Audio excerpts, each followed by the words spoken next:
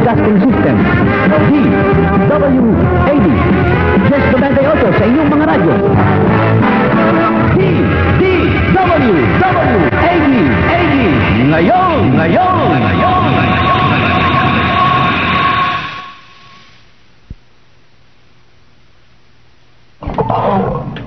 Ang DWAD ay kasapi ng KBP, kapisanan ng mga broadcaster ng Pilipinas. Ang oras sa hudyat, ganap ng alas 12 ng tanghali.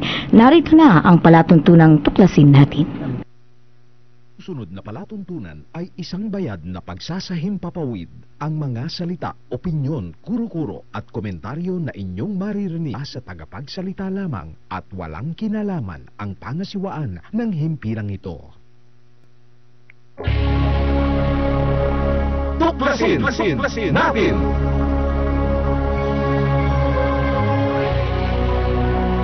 Ang palatuntunan sa radyo na tutuklas ng dapat malaman ng sambayanan. Maninindigan sa katotohanan.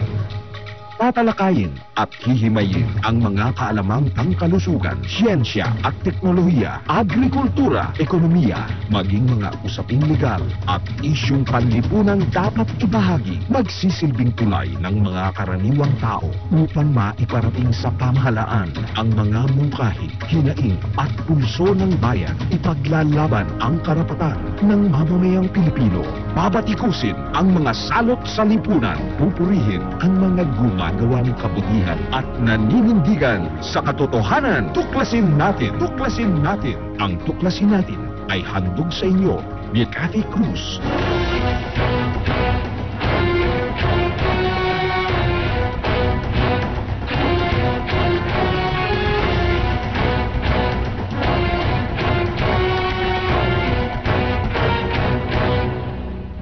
Diyos maray na aldaw sa indong gabos na mga kabanwa.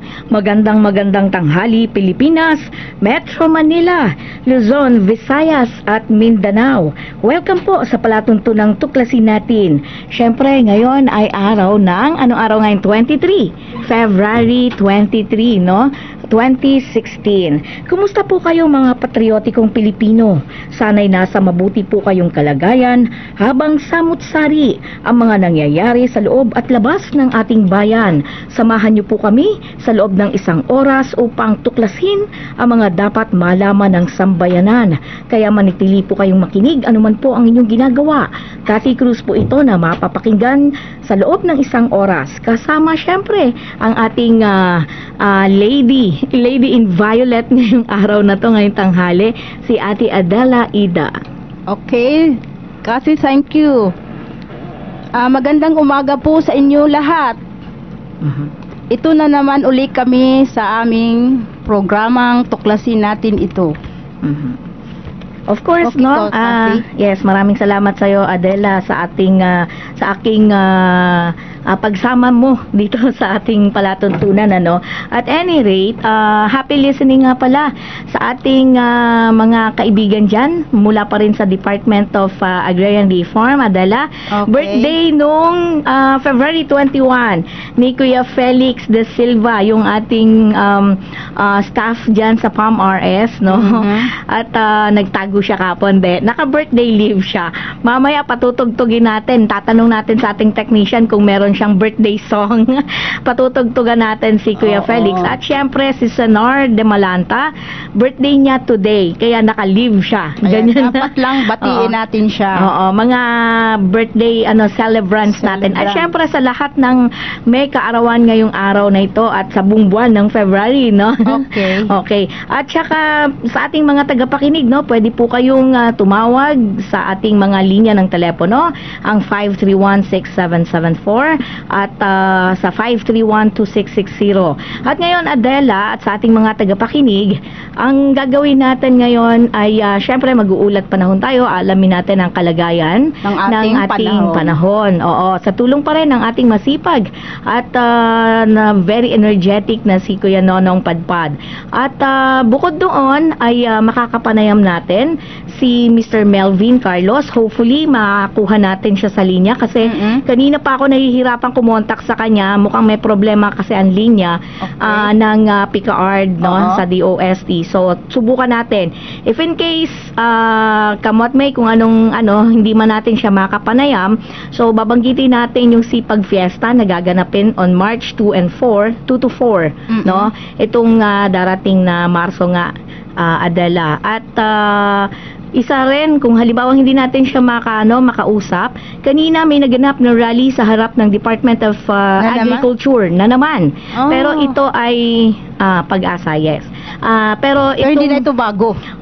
Actually, Kasi lagi itong naman. grupong to, ito yung mga anti-GMO, mga anti-BT, no? Oo. So, alam mo naman siguro yung tungkol dito sa naging desisyon ng Korte Suprema. Oo, yung sa BT So, talong. alamin natin ano ba ang sa isang magsasaka, grupo ng mga magsasaka Oo. ito, yung tinatawag nating ASFARNet o yung Asian Farmers Network, na presidente nga si Mr. Reynaldo Cabanao, na makakapanayam natin ano ba yung implication o yung tinatawag nating epekto sa Epekto. kanilang mga magsasaka Oo, yung ng sinasabi nga decision ng nitong Supreme decision. Correct.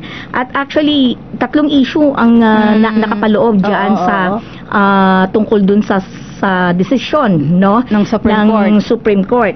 Ito yung binaban yung field trials ng BT Talong. Okay. At syempre yung kinakailangan daw i-align ayon dun sa desisyon ng Supreme Court, i-align with other laws yung AO8 o yung Administrative Order number 8 ng Department of Agriculture. At syempre dahil nullified, no, so hanggang for the meantime, hanggat hindi pa naglalabas ng tinatawag nating Joint Department Circular, kaugnay dito yung amenda o pagbabago nitong AO8, kasi ito yung kasama doon sa desisyon ng Supreme Court. So, yan ang ating itatanong sa ating mga farmers. At anong ginagawa nila ngayon? So, hopefully makakausap din natin sa linya naman ng mga seed producers, particularly Monsanto. Mga representative sila. Meron tayong tinatawag nating ang masipag at magandang si Ma'am Charina Garrido Ocampo mula pa rin sa hanay ng mga seed growers o seed producers. Ito yung sila Ma'am Chat Ocampo, no, from the Monsanto Philippines. So yan yung mga nakatakda nating makausap mamaya, at isa pa ay tungkol dun sa isyung panlipunan natin, di ba? Ano nga ba? Ano ba yung ating isyung panlipunan na tungkol sa kahirapan, 'di ba? Oo. Naalala mo 'yon? Yun ang laging bakit lagi tayong bakit mahirap? 'Di ba yung isyung panlipunan segment natin, bakit nananatiling mahirap ang kalagayan ng buhay ng mga Pilipino sa kabila ng pagtaas ng gross domestic product ng Pilipinas ayon sa gobyerno? Bakit hindi ito nararamdaman ng mamamayan, at may solusyon ba ang kahirapan? Ang pagdami ba ng tao ang dahilan ng kahirapan? So yan po yung mga nakabinbin nating mga sagot, Katanungan. mga katanungan, at aalamin natin. Hindi ko palibhasa, hindi akin itong ginagamit ko ngayon, kaya medyo nahihirapan ako. Nakabinbin na katanungan, sasagutin yan lahat ng ating magaling na ekonomista at talagang physical economist na walang iba kundi si Professor Butch Valdez. Okay. So dahil nasa linya na natin ang DOST Pag-asa para alamin ang ulat panahon. Hindi mo pa rin, man? Panahon.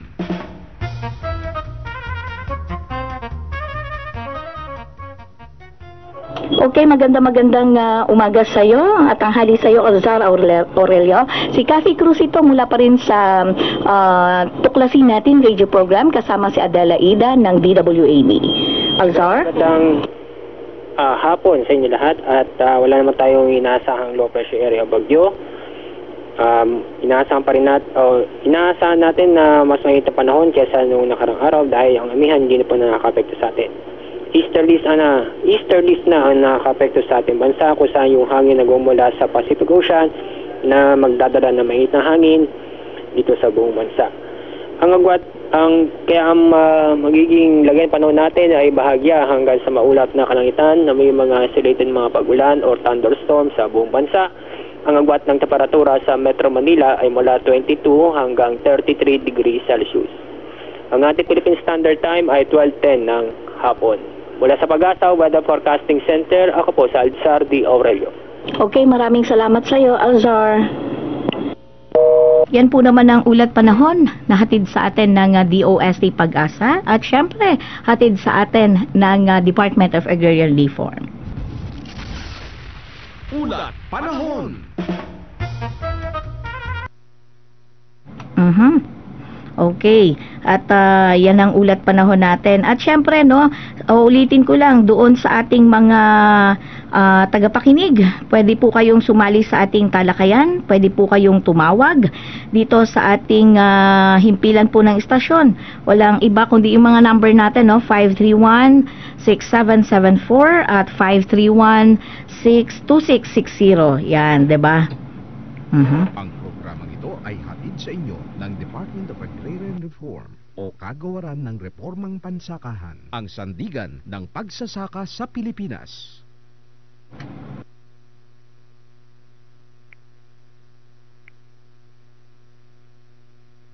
Kayo'y nakikinig sa Tuklasin Natin.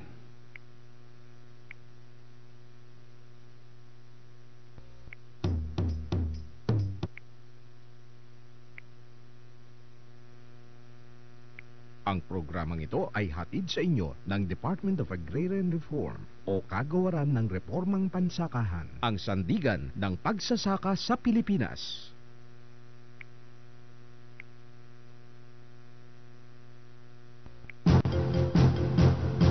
Balita ngayon.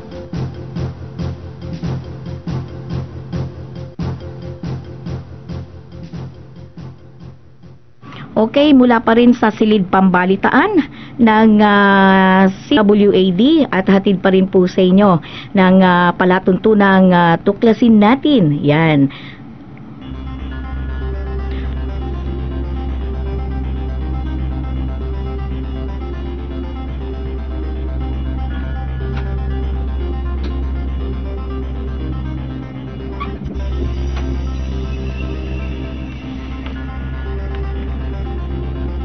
Okay, 6 na pong magsasaka sa Samar tumanggap ng titulo ng lupa mula sa DAR.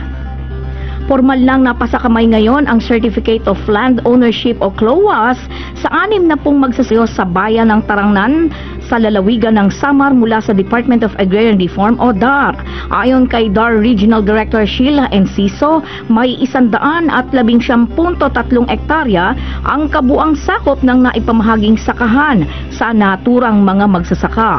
Hinikayat din ni Director Enciso ang naturang mga magsasaka na bumuo ng isang samahan o kooperatiba sa isang pamantayan umano ng pamahalaan para makatanggap ng mga suportang serbisyo ilalaan sa kanila katulad ng mga makinarya sa pagsasaka, mga pagsasanay, pautang at iba pa. Ipinaliwanag naman ni Provincial Agrarian Reform Program Officer o PARPO Leovigildo Monge sa mga magsasaka na bawal umano ibenta ang lupang naipamahagi sa kanila sa loob ng 10 taon na isang probisyong nakapaloob sa Comprehensive Agrarian Reform Program o CARP ng pamahalaan.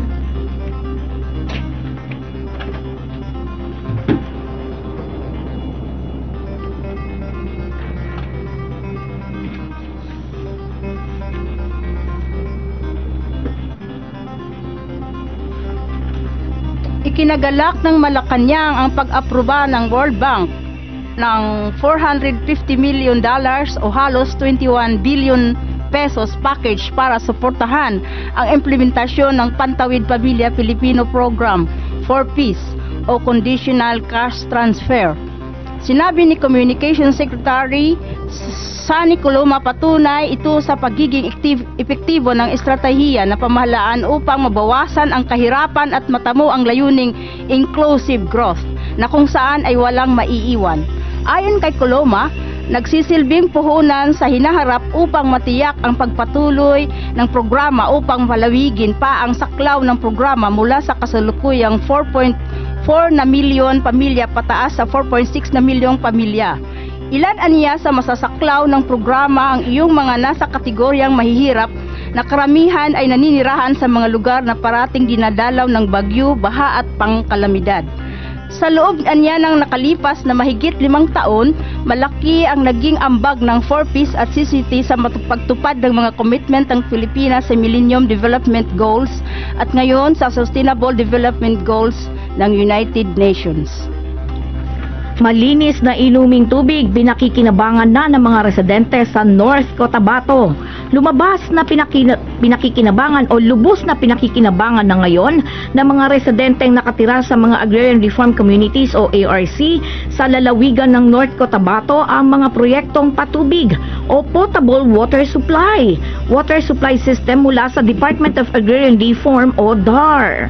Ayon kay DAR Provincial Agrarian Reform Program Officer o PARPO Marion Abella, ang proyektong tinawag na Community Managed Potable Water Supply Sanitation and Hygiene o CP-WASH ay naglalayong mabigyan ng sapat at malinis na inuming tubig ang mga residenteng nakatira sa malalayong lugar sa naturang lalawigan. Direktang nakikinabang na sa proyekto ang mga residenteng nakatira sa mga barangay Ala, Balogo at Tumbras sa ilalim ng Arakan Valley Special Agrarian Reform Community, Kapayuran, Upper Bagur at Balogo ARC at gayon din ang Tumbras ARC. Sinabi na pa ni Parpo Abella na mabuting mekanismo umano ang ganitong proyekto upang maitaguyod ang tamang kalusugan at kalinisan ng mga residente sa naturang lalawigan. Ang CP-WASH ay una nang ipinatupad ng DAR noong taong 2008 sa iba't ibang agrarian reform communities sa buong bansa. Nakatakdang ipatupad ng pambansang pulisya ang balasahan ang mga opisyal nito sa iba't ibang regional office sa bansa. Ito ang kinumpirma ni PNP Chief Police Director General Ricardo Marquez. Sinabi ni Marquez na asahan na ang galawan sapagkat may mga nagre-retiro na sa loob ng taong ito. Kabilang sa listahan ay ang Police Regional Director sa Region 4A at 11. Sinabi ni Marquez na may aagahan nilang pagretiro ang 2 opisyal para makapag-adjust sa kanilang lugar ang mga opisyal na papalit dito lalo pa at panahon ngayon ng eleksyon. Si Police Captain Superintendent Richard Albano ang kasalukuyan Regional Director ng Region 4A habang si Superintendent Wendy Rosario naman sa Region 11. Hindi pa pinangalanan ni Marquez kung sino ang papalit sa pwesto ni Albano at Rosario. Nilinaw naman ng Chief PNP na hindi apektado ng COMELEC ban ang gagawing rehgo doon dahil sadyang mababakante ang mga pwestong ito dahil na rin sa retirement ng nasabing mga opisyal kaya dapat punan ang mababakanting pwesto. Ayon kay Marquez, malamang ipaalam sa COMELEC ang anumang pangyayari pagbabago sa organisasyon. PhilPost Head, kinasuhan ng Ombudsman. Ikinagulat ni Philippine Postal Corporation Postmaster General Josefina de la Cruz ang kautusan ng Ombudsman na kasuhan siya sa Sandigan Bayan dahil sa hindi nairimit na GSIS premium para sa kanilang tauhan.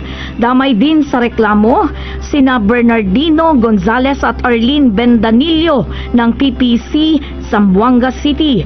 Nag-ugat ang 15 kaso sa reklamo ni Santos Pamatong Jr. makaraang hindi siya loan dahil sa kakulangan ng kontribusyon para sa October 2011 hanggang December 2012. Giit ni De La Cruz, nagkaroon sila ng insufficiency of funds at naging prioridad pa nila ang para sa take-home pay ng mga empleyado kaya hindi agad nakapaghulog para sa GSIS premium. Pero hindi ito tinanggap ng anti-graft body dahil sa kababawan ng rason. Kung mahahatulang guilty ang mga akusado, maaari silang makulong at magmulta.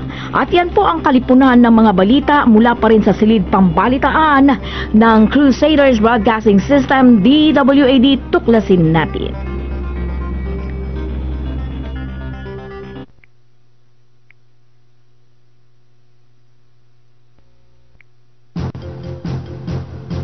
Balita ngayon.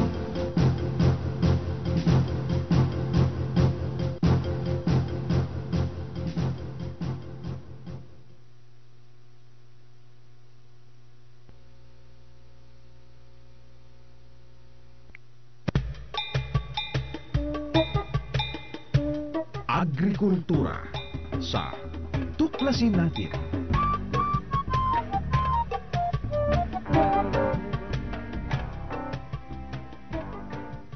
Okay, tayo muling nagbabalik sa palatuntunan pa rin ng tuklasin natin. At syempre, sa balitang kanina, ang dami nating may ilang piraso tayo na mga balita, Adela. Siguro habang tinatawagan ko si Sir Ray, kasi hindi ko matawagan talaga ang Picard na si Melvin, Carlos. Susubukan natin tong si Asfarnet upang makapanayam natin. Kaugnay nga dito sa tinatawag nating desisyon ng Korte Suprema, ano ba ang epekto nito dito sa ating mga magsasaka, Pero habang tinatawagan natin siya, ay patugtugin muna natin ang mga katuwang ng palatuntunang ito. Tuklasin natin ang palatuntunan sa radyo na tuklasin natin ay mapapakinggan tuwing araw ng Martes, alas 12 ng tanghali hanggang alauna ng hapon sa himpilan ng Crusaders Broadcasting System DWAD 1098 kHz sa inyong AM band.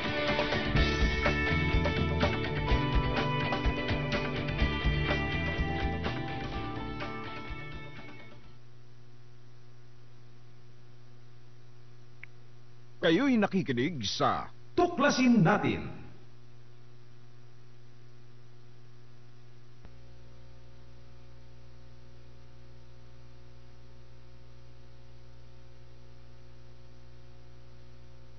Okay, anyway, nagkakaroon kami ng konting rito. Happy listening sa'yo, Kuya Joy, Navarro, at nababasa ko lahat ang mga text mo. Pero mamaya babasahin natin yung ilang mga text ng ating mga tagapakinig, At sana makausap natin itong si Sir Ray, ng Asfarnet, kasi mahalagang makuha natin ang side ng tinatawag nating mga grupo nga. Ito nga kaugnay dito sa binabanggit nating desisyon ng Korte Suprema. Tinatawagan pa lang natin siya, mamaya-maya ay malakas naman pala. Okay, nasa linya na yung ating magaling at napakasipag, nandiyan na sa linya. Sir Ray, magandang tanghali. Magandang tanghali sa'yo, Sir Ray. Wala akong marinig Wala kayong marinig. Hello, Sir Ray, naririnig niyo na ako? Oo, naririnig niyo na ako, Sir Ray? Nako, may konti tayong problema.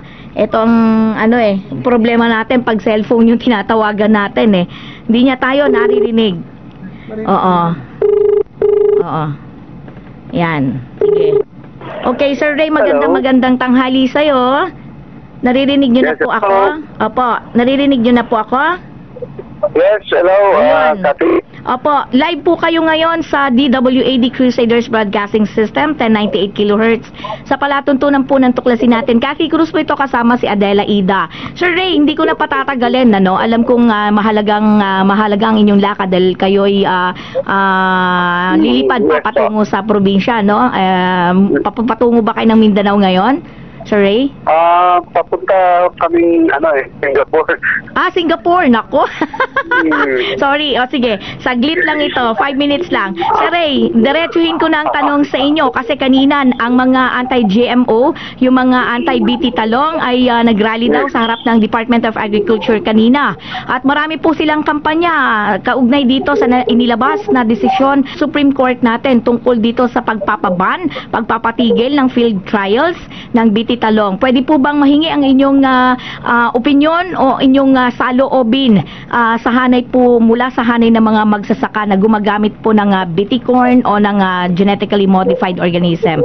Sir Ray? Ma'am, magandang umaga sa lahat na mga kasama natin. Sa bahagi po ng Station Farmers Regional Network, ang una po namin masabi kasi sa aming liderato, medyo yung tawag dito sa Tagalog, sa Bisaya, ang tawag doon, nag-uol.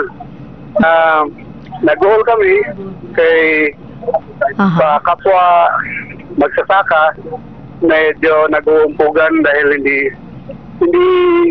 magkabilaan yung kanilang mga opinion. Ang importante kasi dito na maintindihan talaga yung issue. Oo nga po. May mga bagay-bagay na minsan pag ginagamit mo yung damdamin, mabubulagan ka. Ang sa amin naman, ang aming pilit na gusto magawa base talaga sa siyensya. Tama. Kaya kami ay malapit sa Department of Agriculture, sa grupo ng mga siyentista, dahil gusto namin, kung mag-usap lang tayo, mag-usap tayo ng reliyon, pare yung kausap natin, di ba? Tama. Kung mag-usap tayo ng mga building, di mga engineer. Kung mag-usap naman tayo ng sa Bisaya, Balaod, ang kausap natin, abogado, di ba? Pero kung pag-usapan natin teknolohiya, silang kausapin natin. Di ba, mga siyentista? So, sa amin, yun nga, it's sad, nahirapan din kami dahil nga, kapwa naman kami magsasaka So, yun lang, nasa kabilang bakod ang mga kasama natin, mga kaibigan na naman yung iba na. Ang paparte lang siguro, malila ako ng isa't isa, kung sa issue. Oo nga, tama. Kailangan ang malaking hamon kung paano we agree to disagree.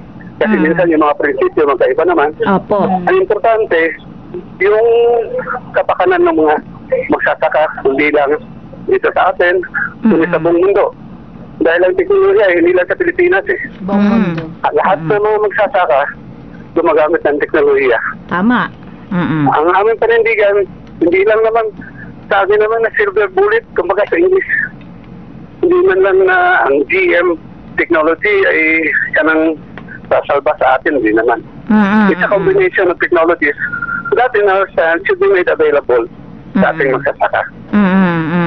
Pero ito Yan po. opo, kayo po kasi ay BT corn farmer no? Yes Pero po. maliwanag naman po kasi na yung particular dito po sa inilabas na desisyon ng Korte Suprema, tatlong bagay ito Ito yung binaban yung field trials ng BT Talong Yes. at yung kinakailangang i-align na sa other laws o sa ibang batas itong AO o Administrative Order number 8 ng Department of Agriculture.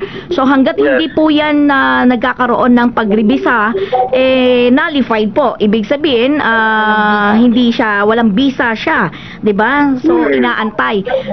Sa hanay po ninyo dahil medyo nabibinbin, 'di ba? May epekto po ba 'to? Yung inyo po sa nangyayari po ba sa inyo? Sa mga hanay namin, yung gumagamit sa teknolohiya, excuse me, ang una namin talagang reaction sa mga kasamahan namin, paano na ito? Babalik pa tayo sa dati natin ginagawa na naghahanap pa tayo ng mga balin magtulong sa atin sa trabaho, doon sa ating mga saka. Back to old school. Diba? Kasi yung teknolohiya nandun na Yes, oo. Spray na lang para sa ating mga damo at wala na tayong problema sa insekto. At proven na yan sa mais. Kaya nga kampante kami at nasyak na kami dahil kampante kami na yung BT plant, which is the same technology ng BT ginagamit sa BT corn, Yes, oo. ay naharangan. Pero di yan ngayon sa amin kasi legal na siya na issue Wala nga, again, kami ay we're sad, no? Kami ay, ano ba Tagalog, nag-uol nga sa Bisaya. Nalulungkot. Dahil nalulungkot kami, dahil bakit may kaganyan? Pero inisip din naman yun na nga, ang malaking hamon kung paano talaga maintindihan ng gusto at marinig ang panindigan ng bawat isa and respect what they stand for. Much as we also expect them to respect what we stand for. Opo. Alam ko po, Sir Ray, ako po nag-i-interview po kasi ako ng mga organic farmers at yung mga katulad po ninyo na nasa modernisadong tinatawag nating uri ng pagsasaka.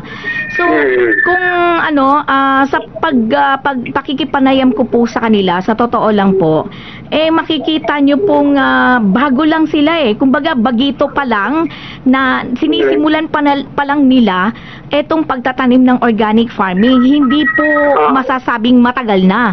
At sila mismo Sir Ray, base sa aking mga nakakapanayam na tao, gulang nila o ang mga ninuno nila ay talagang gumagamit na rin ng mga makabagong teknolohiya. Kaya nga sabi ko po doon minsan po kasi ako'y nag-cover ng Greenpeace na sa mga rural areas, yung pong mga nasa lalawigan, sa malalim kong pakikipanayam sa mga farmers na inilalabas at hinaharap nila sa amin.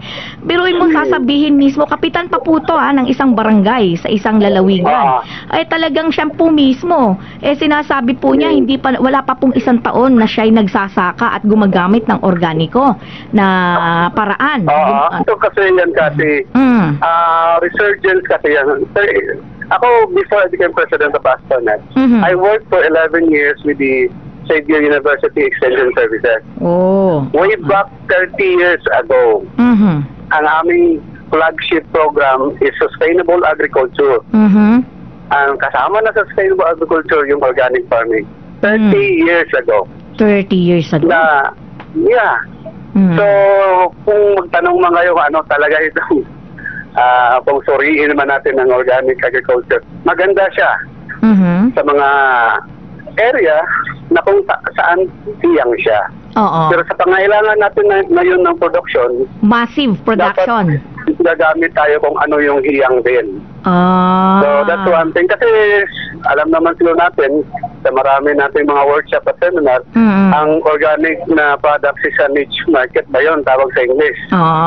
Hindi yan sa mga, kumbaga sabi lang, hindi naman ito para sa mga tao sa mga medyo mataas ang sa may pera. Kita, di ba? Kasi Ang mahal. price 30 to 40% higher than the regular item. Yes, totoo yan. So, yun lang talaga pag-intindihan. And ang stand namin way back sa December, we had our National Agri-Biotech Congress is coexistence and responsible stewardship. Yun po ang malaki namin mga mensahe na siyang dadalhin namin for the next years or until it's still relevant. Sir Ray, ano po ba ngayon ang ginagawa ninyong hakbang para po suportahan po ninyo itong modernisadong teknolohiya sa pagsasaka? Actually, last December we passed a resolution during the National Agri-Biotech Farmers Congress expressing our dismay sa ruling, and we are now actively participating sa consultations with the Department of Agriculture. We stated our position on the joint, kasi hindi na AO ito ngayon JDC na tawag nila. JDC, Joint Department Circular. So, hopefully lalabas na or mapirmahan na within this month. Yun na nga ang issue, nire-railroad na, nabasa ko yung article na nire-railroad daw. I hope hindi railroad yung 5 konsultasyon. Kasi pag ako magre-railroad, isang konsultasyon lang yun. At least may consultation na, diba? Pero 5 konsultasyon po ang nangyari. Luzon, Visayas, Mindanao at isa pang Hirit last February 17. So lahat po kayo nandoon? Hindi ako, pero yung mga representante po ng ating stakeholders, like one of the major stakeholders that I may mention sa issue na ito ay corn industry, which is being represented by the Philippine Maize Federation. I see. Nandun din yung presidente natin at saka yung president emeritus natin. They attended, they joined the discussion, and we again presented our position on this issue. Talagang based on science talaga yung pagsusulong po na ginagawa. Mahirap naman kasi ang teknolohiya i-mix, halo mo sa ideolohiya Hindi sila correct po yun. Hindi po sila swak, ika nga, di ba? Sir Ray, alam kong napaka-precious po ng inyong oras. Naiwan ako sa mga kasama ko. Ganun. Sige po, mensahe nyo na lang. Last message po ninyo bago ko po kay bitawan. Maraming salamat. Ito po sa mga kasamahan natin magsasaka, kung nasaan ka mang, kung baka nasang bakod ka man. Isa lang naman ang gusto natin mangyari. Na asenso tayo at magampanan natin yung ating papel bilang tagapagbigay ng pagkain sa ating mga kasama sa bilang sa Pilipinas, kundi sa buong mundo. Yun po ang ating misyon. Magbibigay po ng pagkain at dapat po kailangan magkaintindihan tayo at magrespeto. No? I-respect po natin yung paninindigan at imbis na mag-away, hanapin natin kung saan tayo pwedeng, kumbaga sa English, mag-agree. Nako, naputol si Sir Ray, no? Babalikan natin siya kasi importante po yung mensahe na binabanggit po niya. Importante po yung respetuhan, 'di ba, Adela? At saan mang bakod, mahalaga yung ano. Sir Ray, sige, naputol kayo. Sige po, ituloy niyo po. Akala ko naubos yung load ko. Maganda po yung inyong mensahe. Sige po. Yeah, imbis na maghanap tayo ng pag-awayan, maghanap po tayo ng pagkakasunduan. Mahirap sa Tagalog pagkakaisahan, pagkakasunduan. Pagkaisahan. Kung ano yung pagkasunduan natin, yun po ang ating ipalaganap o ipaligon sa Bisaya pa. Ipaligon na to ang common interest Bisaya pala sa atong mga magsasaka. Waray ba kayo, sir? O respetuon, balik-balik siguro nga magmura man kag sirang plaka rin. Respetuon na to, no? Respetar ta sa atong grupo sa mga organic farmers. At sama sa ang grupo sa organic farmers at mga environmentalists dapat ila pong respetuon ang baruganan. Ngayon. Ang hagit, ang pagkumbinsi. Di ba? Kung makumbinsi nila nga mas maayo ang ila, wala problema. Pero dapat abri po sila na makumbinsi na mo sila na maayo sa nga mo. Ayun. Ipapasalin ko kay Adela kasi taga Tacloban itong taga Samar itong si Adela. Ray, maraming salamat Opo, lagi ingat po. Mapadayon na to ang ato mga gustong buhaton, dili lang para sa atong kagalingon, sa atong pamilya, kundi sa atong nasod.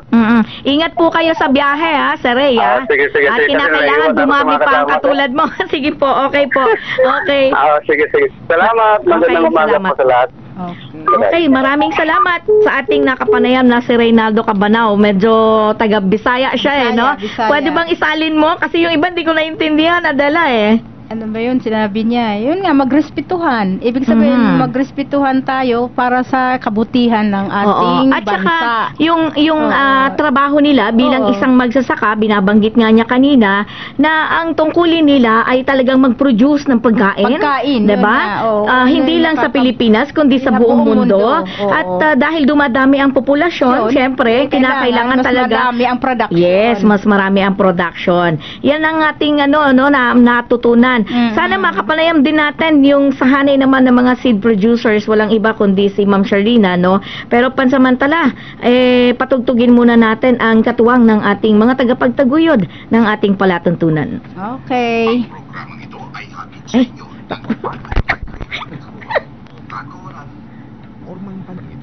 Programang ito ay hatid sa inyo ng Department of Agrarian Reform o Kagawaran ng Reformang Pansakahan.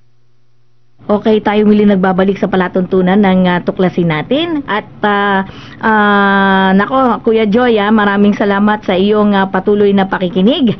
At alam nyo, hindi po biro yung aking ginagawa ngayon dito Anyway, no, sa ating mga tagapakinig ay pwede po kayong tumawag sa 531-6774 o 531-2660. Pwede po kayo mag-text sa akin sa 0915-258-4091. Yan. O baka meron kang may balita ka habang tinatawagan ko yung baka meron kang yung dyan, Adela.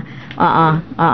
Ayan, sige, tignan natin. At habang binabasa mo yan, no, inaasahan natin din na makakapanayam natin, saglit lang, siguro itong si Ma'am Chat. Antayin lang natin siya. Yan. Nako, talaga naman. Sige, Adela. Walang Pinoy na nasaktan sa pagtama ng malakas na bagyo sa Fiji na nag-iwan ng matinding pinsala sa naturang lugar. Ayon kay Honorary Consul General Dr. Virgilio de Asa, hindi tumama sa Suva at iba pang urban areas ang bagyong Winston kung saan maraming Pilipino ang naninirahan. Nasa maliit na isla umano tumama ang bagyo kung saan ang pinakamalala na kanilang naranasan ang malalakas na ulan at hangin na siyang dahilan ng pagbagsakan ng puno at nawalan ng supply ng kuryente. Tinatayang nasa 300 Pinoy ang nagtatrabaho sa Fiji bilang doctors, engineers at technicians. Nabatid na hanggang ngayon araw ay umabot na sa 17 katao ang nasawi sa pananalasa ng bagyong tinuturing na pinakamalakas na sa kasaysayan ng tumama sa Southern Hemisphere na pumapalo ng 325 kilometers per hour. Okay, maraming salamat sa iyo, Adela. At tamang-tama, no? Yung sahanay naman ng pribadong sektor at sahanay ng mga seed producers ay makakapanayam natin ang corporate lead ng Monsanto Philippines, walang iba kundi si Ma'am Charina Ocampo. Ma'am Chat, magandang tanghali po sa inyo. Live kayo ngayon sa DWAD, Tuklasin Natin Radio Program. Ma'am Chat, kanina ay nakapanayam ko po si Reynaldo Cabanao from Asfarnet at binanggit niya po yung kanyang reaksyon, yung kanilang reaksyon tungkol sa epekto ng naging desisyon po ng Korte Suprema. Sa inyong hanay po, pwede po bang pakisabi nyo lang po sa ating mga tagapakinig kung ano po ang inyong sagot sa mga isyong ito? Alright, thank you Cathy at magandang hapon sa inyong mga tagapakinig. At this point, Cathy, we're hoping that the JDC will be signed, and we're hoping it's a joint department circular, and we're hoping that it becomes effective soon. Kasi yung desisyon ng Korte Suprema ay hindi binan ang GM crops. Yun. Oo. Ang binan ay field trial ng TB eggplant. Yun. Hindi ng GM crops, lalong-lalo na hindi ng biotech corn. Ayun. Ang sinasabi lamang ng Korte Suprema, nandun sa dispositive portion ng decision, yung batas na 808, kailangan lamang palakasin at to be in accordance with the National Biosafety Framework of the Philippines. So yun ang ginawa ng ating 5 ahensya, ang Department of Agriculture, Department of Science and Technology, Department of Health, Department of Interior and Local Government, and Department of Environment and Natural Resources. Tiningnan, nirepasa at inayos ang batas na ito. Ayun. Alam mo, lumabas ang desisyon December pa. Pebrero na tayo ngayon, patapos na yung Pebrero. At walang tigil ang 5 ahensyang ito upang suriin talaga kung paano mapalakas itong Joint Department Circular. Nagkaroon pa nga kasi initiative, 3 konsultasyon lang, public consultations, ng 5 para lang mapakinggan lahat ng sektor. At hindi lamang yung mga pro-GM groups ang nandoon sa mga public consultations na ito, pati yung mga anti-GM groups. At sila ay tinakinggan, dininig sila ng ating mga ahensya ng pamahalaan. So itong Joint Department Circular na to, maayos na to, inayos na talaga nila upang magkaroon ng magandang balanse ng iba't ibang interest ng mga sektor na involved sa agrikultura sa ating bansa. Ma'am Chat, curious lang po ako, gaano po kaya natin inaasahan na lalabas itong JDC na to? How soon? Well, nung public consultations, ilang beses nilang sinabi na supposedly today, Feb 23. Oo. At inaasahan natin sana mapirmahan na nga ngayong araw na ito. Kasi na-post na ito sa website yung draft. Okay. Oo. And kasi pag tiningnan natin, matagal na talagang inaasahan itong lumabas para, we can all comply with it, maging maayos kung paano natin iproseso ang biotech crops sa ating bansa. Kailangan natin gumamit ng teknolohiya. Siguro, may mga na-interview ka ng magsasaka at sinabi nila kung paano nakakatulong ang PP corn sa kanila.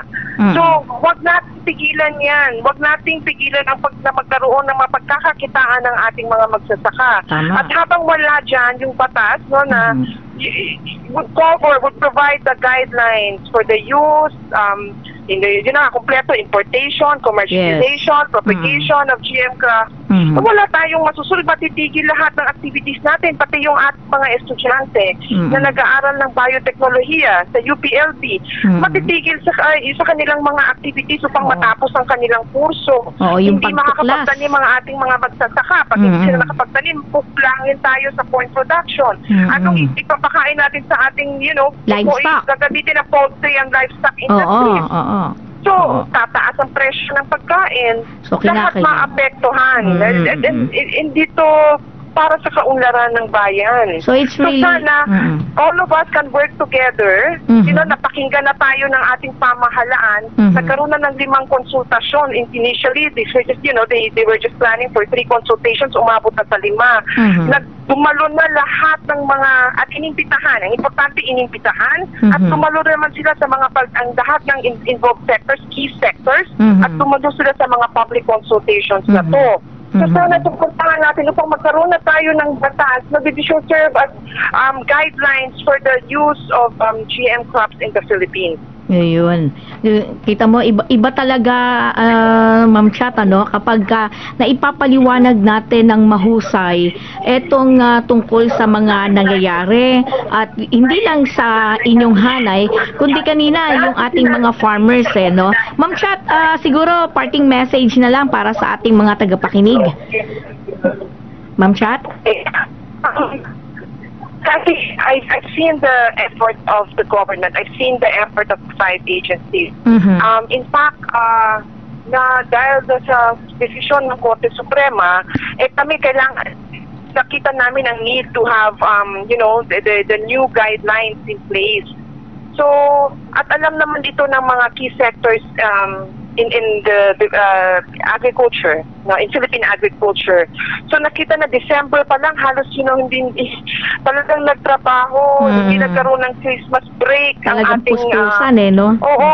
At hindi lang ito sa hanay ng our government officers, kahit yung mga sectors na nakita nilang kailangan nandyan, yung guidelines natin, nagtrabaho din. At inabot-abot na tayo ng napakatagal. Inabot-abot na tayo ng napakatagal. Halos 3 buwan. Ni-review, inayos, ni-review ulit, at paulit-ulit talagang ni-review itong Joint Department Circular. At some point, Cathy, matapos na ang diskusyon at kailangan na nating kumilos at magdesisyon at hindi iwanang nakabinbin ang, kung whether magtanim tayo o hindi, gumamit ng biotech crops o hindi, kailangan na magdesisyon dahil kailangan kumita ng ating mga magsasaka, kailangan maipagpatuloy ng mga biotech students ang kanilang pag-aaral, kailangan ng feed, ng livestock and poultry sectors. So, kailangan nating tugunan ng pangangailangan sa pagkain ng ating bansa. So hopefully, let's work together and get this Joint Department Circular out. Okay. Maraming salamat, Ma'am Chat. Sana po hindi po ito ang una at huli na makakapanayam namin kayo at sana sa susunod live na. Alam niyo, marami tayong pwedeng pag-usapan, Ma'am Chat, dahil alam ko napakaraming laman ng inyong utak talaga, kaisipan. Alam mo, yung matalinong discussion with you is really very informative at talagang kapakipakinabang hindi lang sa akin, kundi maging sa ating mga tagapakinig na makakausap at makapanayam po namin kayo. Marami pong salamat. Marami ring salamat, Cathy, for this opportunity. Thank you. Okay, yan po naman ang ating napakasipag at magandang dilag mula pa rin sa Monsanto, Philippines. At ngayon, tamang-tama, naghabol tayo ng oras, no? Ay nating mga dapat talakayin. Pero isa sa importante rin natin na makapanayam ngayon ay walang iba kundi ang maituturing kong ekonomista, physical economist, na walang dilit iba kundi si Professor Butch Valdez. So mamaya, no, aalamin natin, di ba? Bakit ba ang dami-dami kung ano-anong programa, nitong tinatawag nating ayun na si Professor Butch Valdez. Yes, Sir Butch, pasensya na po kayo at medyo na-delay. Hindi ko na po pahahabain, diretso. Hello, Sir Butch, naririnig niyo po ako? Hello, sir. Opo, naririnig niyo na po ako? Opo, okay po. Diretso na po tayo. Ang tanong nga po ng bayan sa isyong panlipunan bakit nga po ba nananatiling mahirap ang kalagayan ng mga Pilipino sa kabila po nung sinasabing ng pamahalaan na ang GDP o yung gross domestic product ay tumataas? Sir Butch? Hello, Sir Butch. Iba yung sinasabi, kung papaniwalaan nyo, siyempre, iba yung actual nangyayari. No? Kanya, yung sinasabi ng gobyerno, na umuunlad ang ating ekonomiya, magkakatotohanan lang yan kung anong nararamdaman ng tao, no? Opo. Ang pagunlad ng ekonomiya ay hindi nadadaan sa statistika. Tama. Ang pagunlad ng ekonomiya ay nararamdaman ng tao kung meron silang trabaho, may kakayanan silang bumili ng mga pangangailangan, na hindi sila nagugutom, at yun ang ano pang mga bagay-bagay na pangangailangan nila na nakukuha nila dahil nga umuunlad ang bayan. No? Ngayon, pag walang trabaho ang tao at palala ang sitwasyon na parami ang nawawalan ng trabaho, parami ang nagugutom, yan na rin ang sinasabi ng gobyerno natin. Madami talagang mga nagugutom na pamilya. Paano naman na umuunlad ang bayan? Hindi po ba? So, iba yung sinasabi at iba yung talagang nangyayari. Ngayon, ano ang kapaniwalaan ng tao ng kanilang kagutom? Nako, Sir Butch, medyo nawawala po kayo sa linya. Sandali lang po, kukunin lang po natin yung ano. Hindi ko po alam kung bakit po medyo nawawala po kayo eh. Mahina po siguro yung signal. Ha? Nasa loob po ba kayo ng isang lugar, Sir Butch? May landline ka ba dyan? Opo, ang landline po namin is... Hello? Hello, Sir Butch. Hello? Hello, sir. Ang landline po namin, 531-6774. Sige. Opo. Tatap ako. Sige po. Okay. Antayin natin yung tawag ni Professor Butch Valdez. Pero alam mo, Adela, binabanggit nga ni Professor Butch Valdez na malaking bagay kung ang pamahalaan mismo ay gumagawa ng mga hakbang ng mga batas, no, para matiyak yung tinatawag nating masolusyonan yung kahirapan. Lunas ng kahirapan. Oo. Hindi lang ito yung pagbibigay lang ng katulad ng programa ngayon na si City, 'di ba? Ng Department of Social Welfare and Development, kundi isang uri ng programa para higit na tawag dito, higit na maging mapakinabangan, maging maayos, matiyak na maging maayos ang buhay ng ating mga tinatawag na mga sambayan ng Pilipino at ng bayan mismo, no? Professor Butch Valdez, nasa linya na po kayo? Oo. Opo. Yun, maliwanag na. Yeah, yun nga ang dapat nating makita. Sino pong papaniwalaan natin, yung ating sariling kagutuman at kahirapan o itong mga pinapahayag ng ating gobyernong na nagsasabi na umuunlad ang ating ekonomiya, no? Unless meron silang ibang definition ng pagunlad ng ekonomiya, at ako'y walang ibang definition na pag-uunlad ng ekonomiya. Dahil isang ekonomiya ay para sa lahat ng mga tao, hindi para sa kanilang sarili. No? Unlad ba? Siguro, umuunlad ang ekonomiya ni Noynoy Aquino para sa sarili niya. No? Siguro, yung mga kasamahan niya sa gobyerno, tumataba at dumadami ang kanilang mga naiipon na pera. Pero hindi po nangyayari yan sa buong bayan. No? Sir Butch, kasi ang madalas na naririnig natin sa ibang mga ekonomista, no, lagi nilang sinasabi na marami kasi ang populasyon o lumalaki ang populasyon, kaya naghihirap ang bayan. At sinasabing magsipag ka kasi, magtrabaho ka, huwag kang tutulog-tulog sa pansit. May ka kasi anak, kaya nahihirapan ka. Kung konti lang, di sana na ibibigay mo lahat yung pangangailangan ng anak mo. At yung paniniwala nga nila na tinatawag nating supply and demand. So ano pong reaction po ninyo rito, Sir Butch? Yan ang talagang nakakainis at nakakagalit talaga ng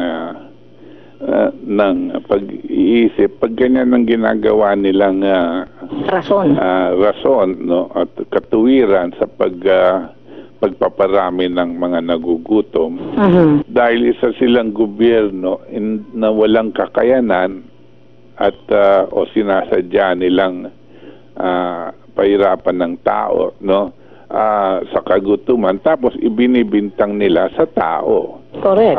Ang gobyerno, meron silang sariling mga pera at para bayaran itong mga gumagawa ng statistika at itong mga media, no, para yan ang isisiwalat, no.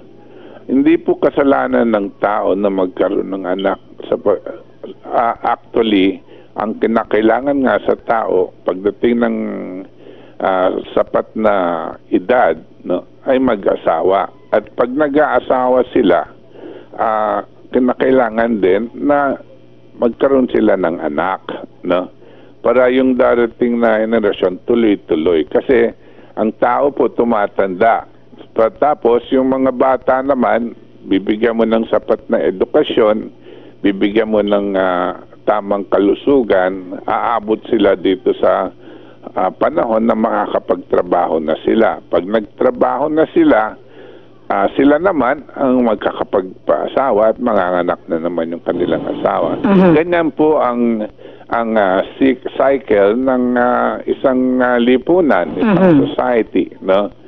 At hindi porque hindi mo ngayon, kung hindi mo sila bibigyan ng sapat na pagtatrabahuhan, no, hindi mo sila gusto sabihin bibigyan mo ng sapat na pagkain, no, magugutom talaga yung tao, no, at magkakasakit at magsisimatayan, no. Sa aking palagay, itong klaseng gobyernong to, lalong-lalo na ginawa naman nila to sa ibang mga administrasyon, pero pinakamatindi etong kay Noynoy Aquino na sinadya niya na hilain ang trabaho, walang trabaho ang taong bayan. Sinadya niya na mababawasan ang kakayanan ng gobyerno para magbigay ng sapat na edukasyon. Sinadya niya na mawala din ng suporta ang ahensya ng kalusugan sa taong bayan. Bakit? Para magkasakit. Dahil walang trabaho, magkasakit at tuluyan ng mamatay. Ngayon, etong mga tao naman na nag-retire na, no, na tumatanggap ng pensyon sa SSS, sinasadya niya rin na huwag tulungan para mas madaliin ang kanilang pagkamatay. Katulad niyang hinihingin 2,000 a month na aumento sa pensyon, ayaw niyang ibigay. Bakit? Kasi ang kanyang talagang plano, no, bawasan ng malaki ang pagbabawas ng mga nabubuhay na tao. Ibig sabihin, ang tawag diyan, depopulation. Putulan ang populasyon. Ngayon, pag ginugutom mo ang isang society, walang trabaho, walang kakayanan mabuhay, no, mababawasan talaga yung populasyon mo. Tama. Pagkatapos, yung mga natitirang buhay, sasabihin mo sa kanila, ipataw mo ng RH bill yan, no? Bakit? Para yung mga buhay, mababawasan din silang kakayanan magkaanak, no? So, anong mangyayari? Dadami ang mas namamatay kisa na mas nabubuhay at hindi nare-replace ng mga nanganganak. Bababa at bababa ang iyong populasyon. Pag bumaba ang populasyon mo, tapos ang ekonomiya naman mo ganito at bumababa din pero hindi gaano, ang statistika mo lumalabas na parang sapat yung ekonomiya mo sa populasyon. Naintindihan niyo? Now, hindi tama yan. Siguro, pwede mong gawin yan sa mga manok, sa mga bak, no? Pag wala ka ng pagkain, bawasan mo, patayin mo, slaughter mo, benta mo, ganyan. Pero ang tao hindi po pwedeng ginaganyan. Bakit po? sa totoo lang, ang taong tamang pag-iisip, may kakayanan paunlarin ang kanyang ekonomiya. Itong si Noynoy, maski na may kapansanan sa pag-iisip yan, no, meron pa rin talagang choice. Meron, pwede niyang, napakasimple po kung gagawin niyang paunomiya. No? Pero ang pinili niyang pamamaraan, no, pagpatay ng tao para magmukhang umuunlad ang ating ekonomiya. Yun. Oo. Sir Butch, alam mo, ang dami ko pang gustong itanong sa iyo, kaya lang limitado yung oras ko. Ang alauna na no? Pero gusto ko lang, Sir Butch, siguro kukunin ko na itong pagkakataon na ito na magawa namin na as much as possible po na ma-interview kayo pagdating po sa ekonomiya at pagdating po sa isyong panlipunan. Dahil kailangan po namin yung may ganitong uri po ng kaisipan para mailahad ng malinaw sa ating mga tagapakinig at maintindihan nila. Minsan po kasi may mga bagay na hindi po masyadong malinaw sa taong bayan. Kaya minsan naliligaw po nalilihis po ng landas, ika nga. Yung mali o yung kasinungalingan, minsan nagmumukhang totoo at tama. Kasi nga, yun ang laging naririnig So we have to correct that. At kung magpapatuloy po kasi itong mga kasinungalingan na kampanya ng mga leader, no, ng mga politiko at ng iba pang mga kasama rin natin, medyo magkakaroon po tayo ng problema at ang lipunan natin ay patuloy na mawawasak. Anyway, maraming salamat po, Professor Butch Valdez, no. Next Tuesday po, sana po muli pong magkaroon ng pagkakataon na kayo ay makapanayan po namin. Anyway, si Vea Corpus po ang susunod na palatuntunan na maririnig po natin pagkatapos po nitong tuklasin natin. Sir Butch? Salamat din. Okay, yan po naman ang ating pakikipanayaman, no, kay Professor Butch Valdez at wala na tayong oras, Adela. Sige, maalam na tayo.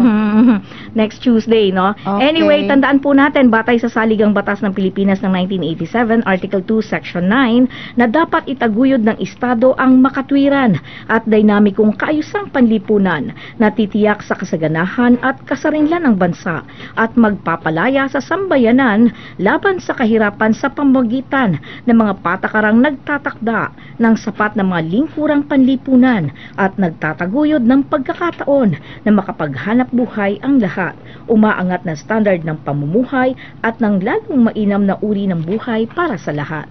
Maraming salamat sa ating mga nakagapay ngayong tanghali sa technical side, si Nonong Padbad, mga DWAD staff natin, si Tita Jovi Prudencio, si Kuya Rodrigo Manzano at Nova Season, at syempre sa ating General Manager na si Ma'am Abigail Pestaño at sa ating station manager na si Engineer Joselito Pestaño. Sa ating mga nakapanayam ngayong tanghali, Cathy Cruz po ito na nakasama natin sa nakasama ninyo sa nakalipas na isang oras.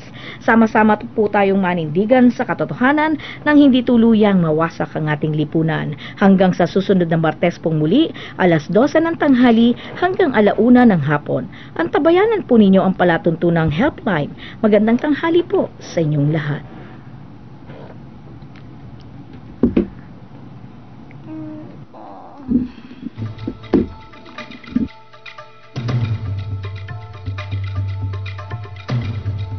Inyong napakinggan ang palatuntunang Tuklasin Natin. Samahang muli si Cathy Cruz sa susunod na Martes, alas 12 ng tanghali hanggang 1:00 ng hapon dito sa DWAD Crusaders Broadcasting System 1098 kHz sa inyong AM band. Tuklasin Natin hanggang sa muli.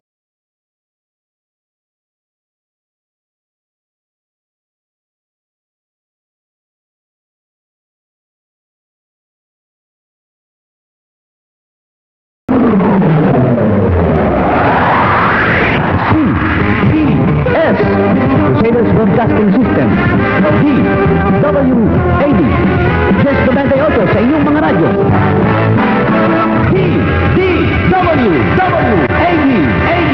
DWAD, ngayon.